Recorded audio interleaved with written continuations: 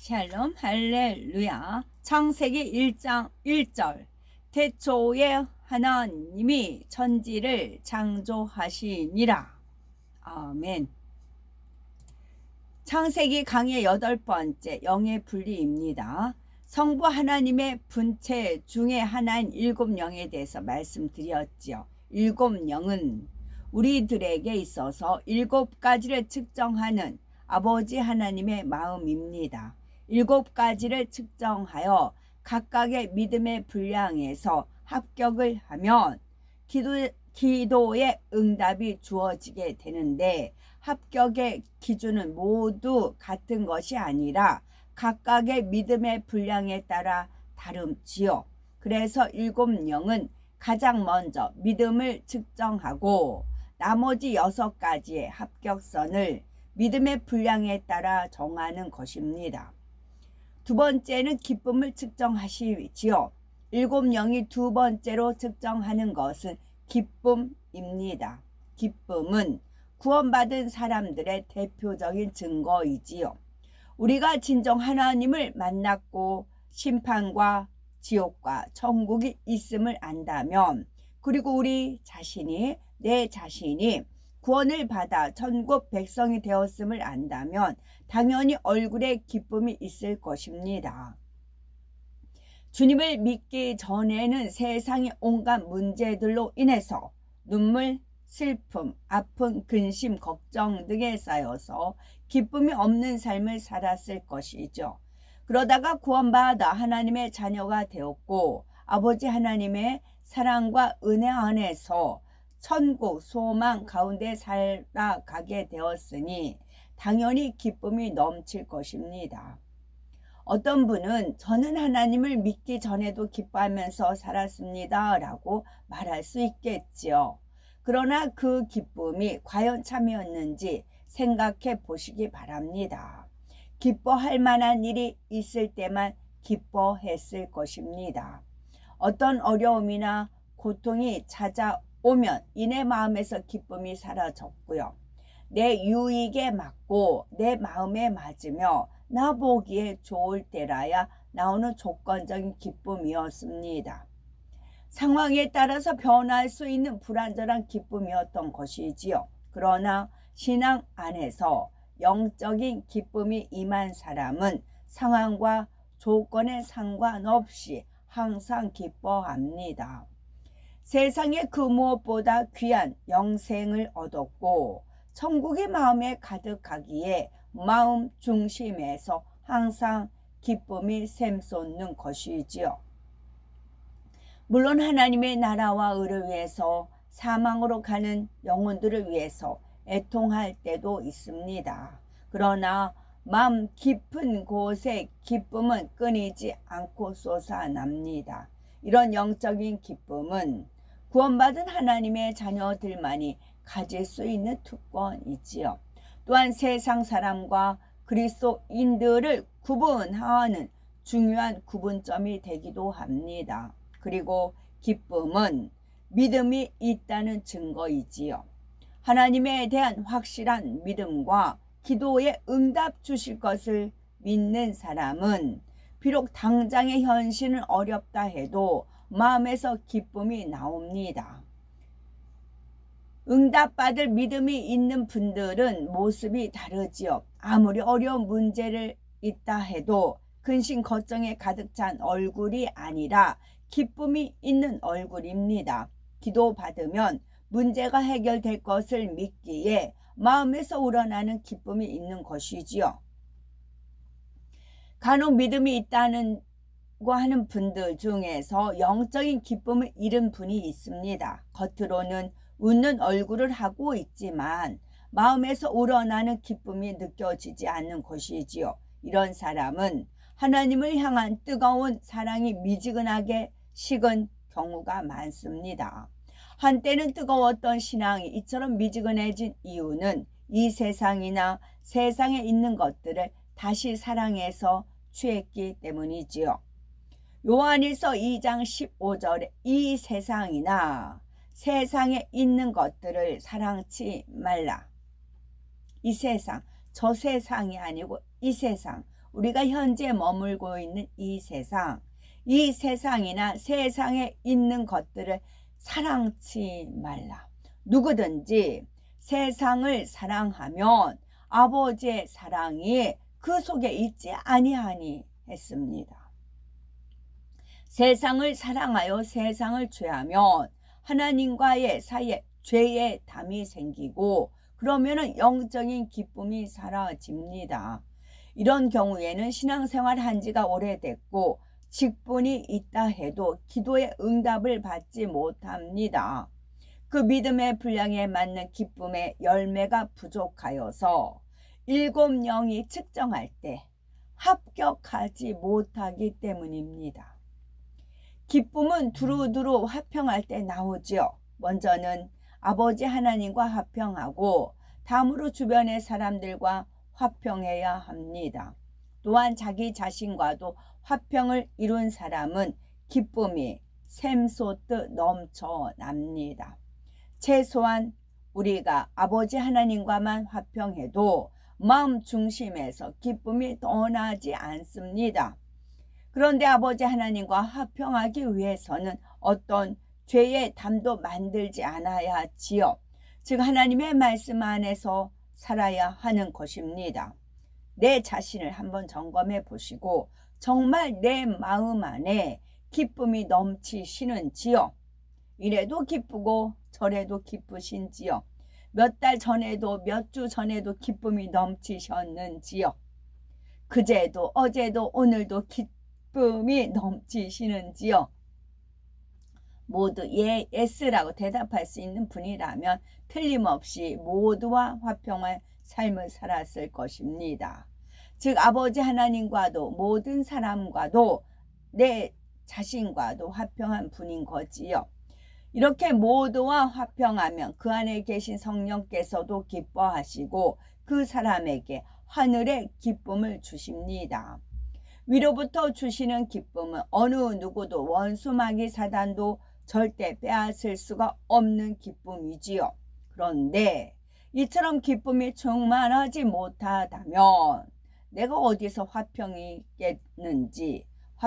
깼는지 찾아보셔야 됩니다.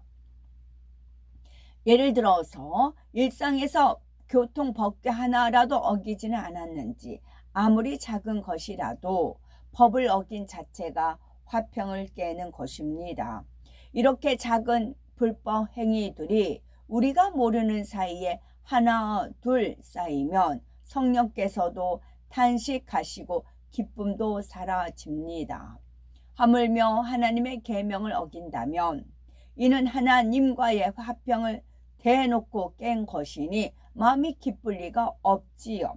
불안, 근심, 걱정, 염려 등으로 마음이 힘들어지게 됩니다. 예배 시간이나 기도 시간에 자주 졸음에 빠지는 분들은 대부분이 평소에 기쁨이 없는 것을 보게 되지요. 하늘의 기쁨이 충만한 분들은 예배 시간에도 행복하고 말씀을 듣고 기도도 충만하게 합니다. 그러나 기쁨이 없는 분들은 예배 시간에 말씀을 들어도 은혜 받지 못하고 기도하는 것도 힘들게 억지로 하지요. 그러니 신앙생활이 재미지지도 않은 것이고 그저 하나의 습관처럼 하게 되는 것입니다. 혹여 내 자신이 여기에 해당한다고 생각하는 분들은 먼저 세상을 끊으시기 바랍니다.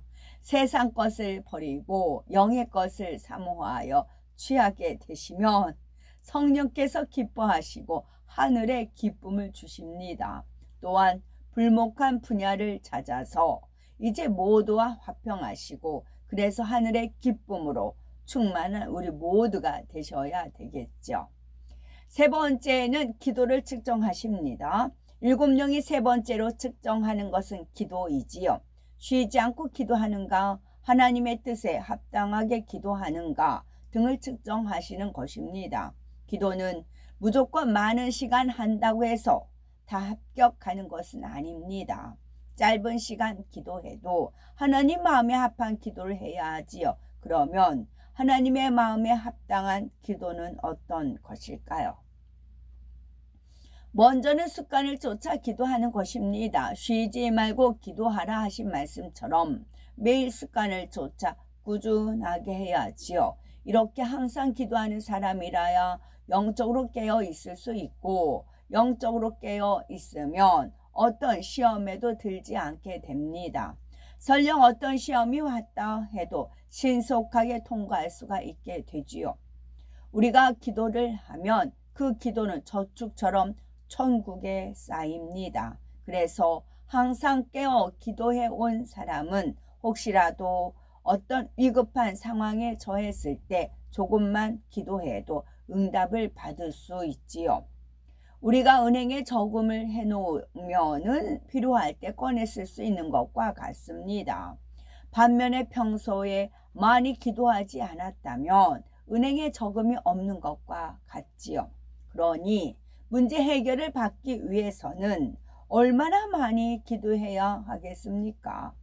기도를 쉬는 것도 죄라 했는데 그 죄의 담을 헐기 위해서만도 꽤 많은 시간이 걸릴 것입니다. 그러므로 항상 습관을 쫓아서 쉬지 말고 기도해야지요.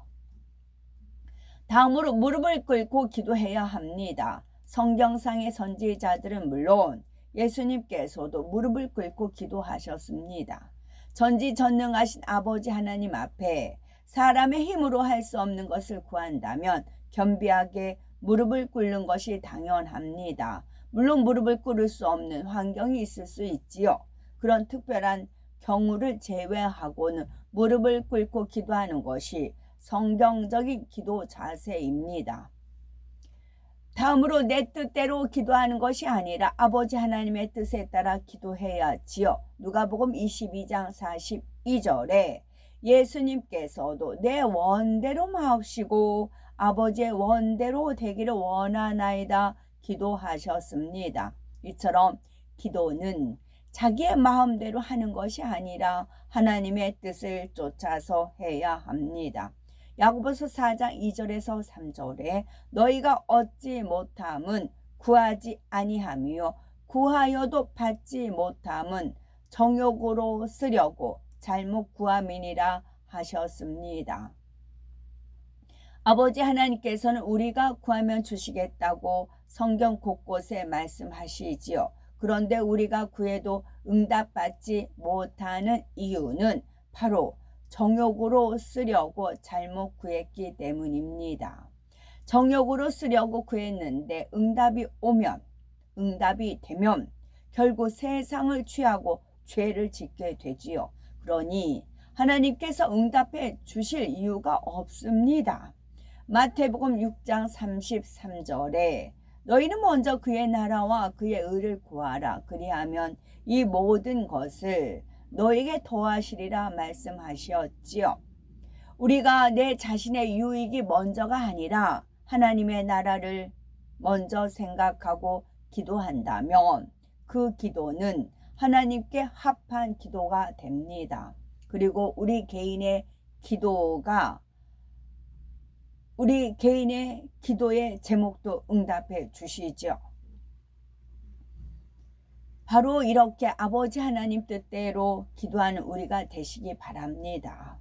다음으로 기도는 힘쓰고 애써서 간절히 부르짖어 기도해야 하지요.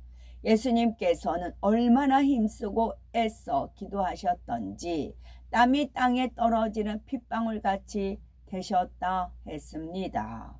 우리는 핏방울까지는 아니더라도 땀이 날 정도로 힘써서 기도해야 되겠지요. 이것은 응답받는 영계의 법칙이기도 합니다. 창세기 3장 19절에 하나님께서는 아담에게 네가 얼굴에 땀이 흘러야 식물을 먹고 라고 말씀하셨습니다. 육적으로도 땀 흘리며 일을 해야 먹을 것을 얻는 것처럼 영적으로 기도의 응답을 받기 위해서는 땀 흘리는 수고가 반드시 있어야 하는 것입니다. 또한 하나님께서는 부르짖어 기도해야 함을 성경 곳곳에 말씀하셨지요. 에레미야 29장 12절에는 너희는 내게 부르짖으며 와서 내게 기도하면 내가 너희를 들을 것이요 라고 말씀하셨고, 에레미야 33장 3절에도 너는 내게 부르짖으라 내가 네게 응답하겠고 네가 알지 못하는 크고 비밀한 일, 은밀한 일을 네게 보이리라 말씀하셨습니다.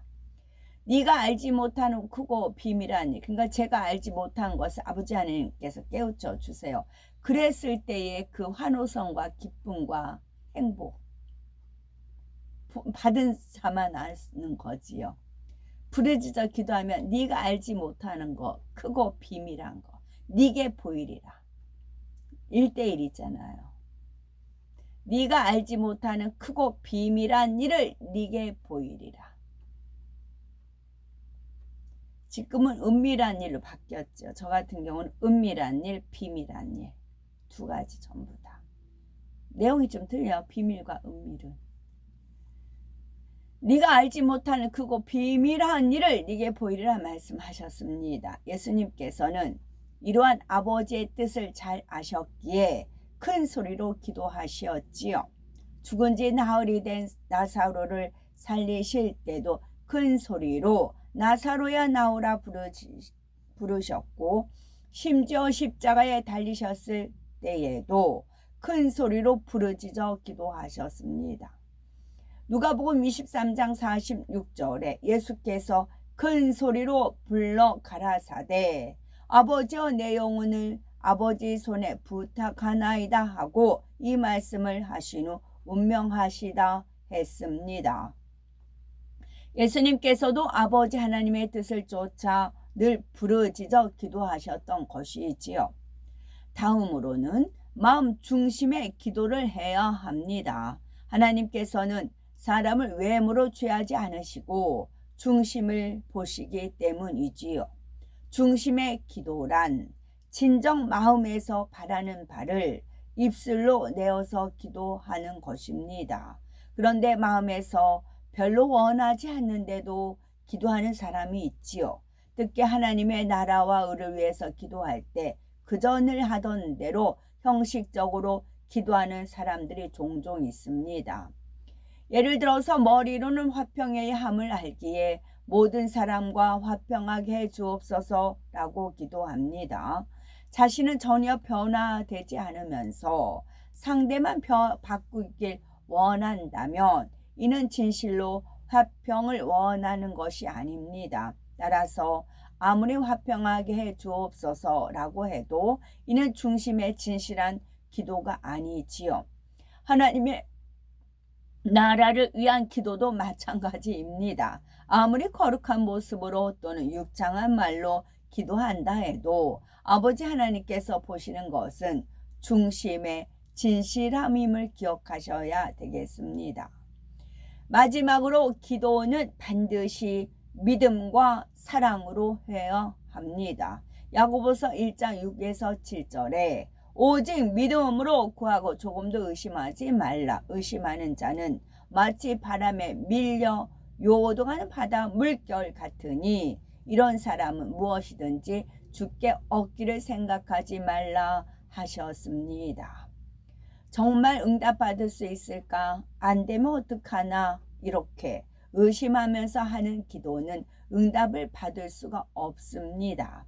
정녕 살아계신 하나님께서 응답하심을 믿고 하나님을 사랑하는 마음으로 기도해야지요.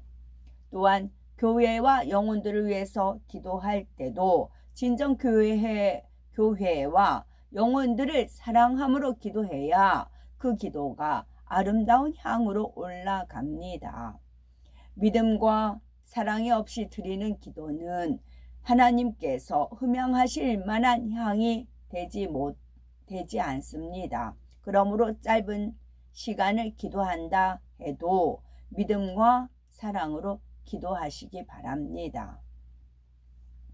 기도 한 가지를 측정함에 있어서도 여러 가지를 두루 살피시지요.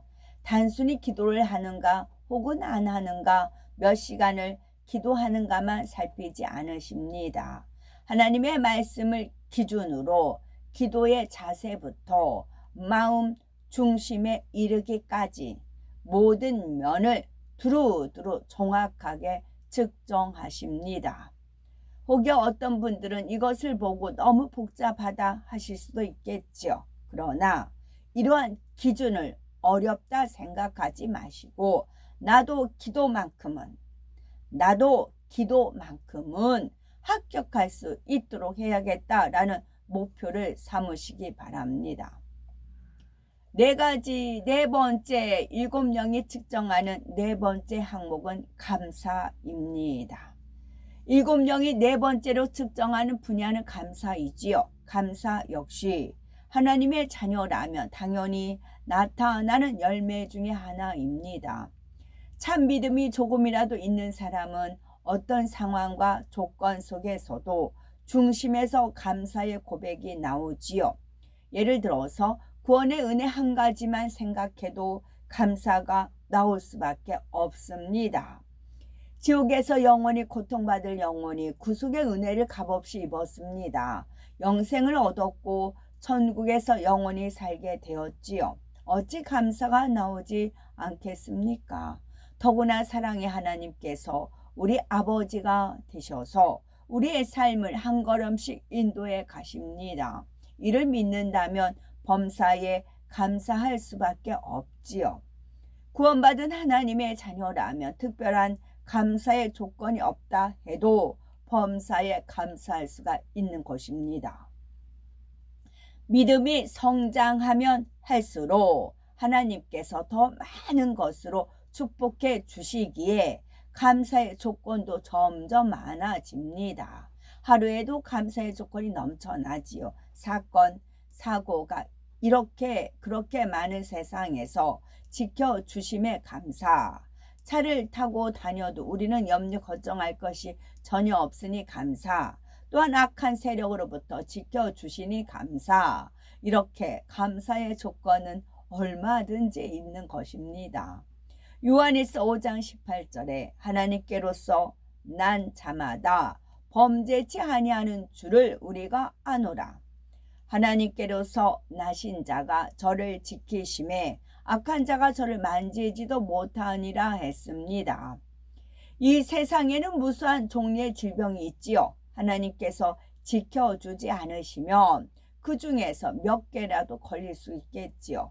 갈수록 공기나 수질 등 환경이 오염되고 있고 신종 질환들도 점점 증가하고 있기 때문입니다. 그런데 하나님 앞에 범죄하지 않으면 하나님께서는 우리를 그 중에서 단 한 개도 걸리지 않게 지켜주십니다. 이 얼마나 감사한 일입니까? 또한 우리 몸이 수십 년 동안 제대로 작동하는 것도 감사할 일이지요. 머리에서 발끝까지 신경과 혈관 조직들이 얼마나 복잡하게 얽혀 있습니까? 그 중에서도 혈관 한 군데만 막혀도 또한 신경세포 한 군데만 마비가 되어도 당장 몸이 정상적으로 움직이지 않게 됩니다. 그런데 우리 중에는 수년 혹은 수십 년 동안 병원에 한 번도 가지 않은 분이 대다수일 거고 그처럼 하나님께서 건강을 지켜주시는 것입니다. 세상에는 부하다 해도 병을 고치지 못하고 죽어가는 사람이 많습니다. 질병 하나를 고쳤다 해도 또 다른 질병이 들기도 하고 이전에 한번 치료했던 질병이 재발하는 경우도 적지 않습니다. 그러나 하나님의 말씀대로 사는 사람들은 질병에 걸릴 염려, 걱정이 없는 것만으로도 얼마나 감사한 일입니까? 혹여 어떤 질병이 틈탔다 해도 하나님께서 치료해 주실 수 있는 길을 알고 있지요.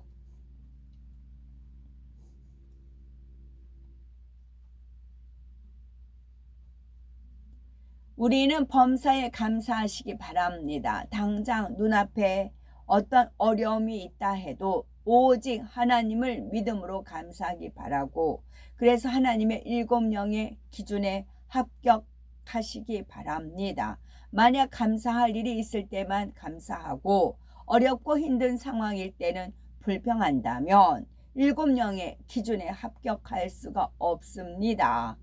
빌립보서 4장 6절에서 7절에 아무것도 염려하지 말고 오직 모든 일에 기도와 간구로 너희 구할 것을 감사함으로 하나님께 아뢰라. 그리하면 모든 지각에 뛰어난 하나님의 평강이 그리스도 예수 안에서 너희 마음과 생각을 지키시리라 했습니다. 환경과 조건이 아무리 좋지 않다 해도 하나님을 믿음으로 범사에 감사하시기 바랍니다. 그러면 하나님께서 그러한 믿음의 행함을 기쁘게 여기시고 모든 일에 합력하여 선을 이루어 주실 것입니다. 아멘. 샬롬.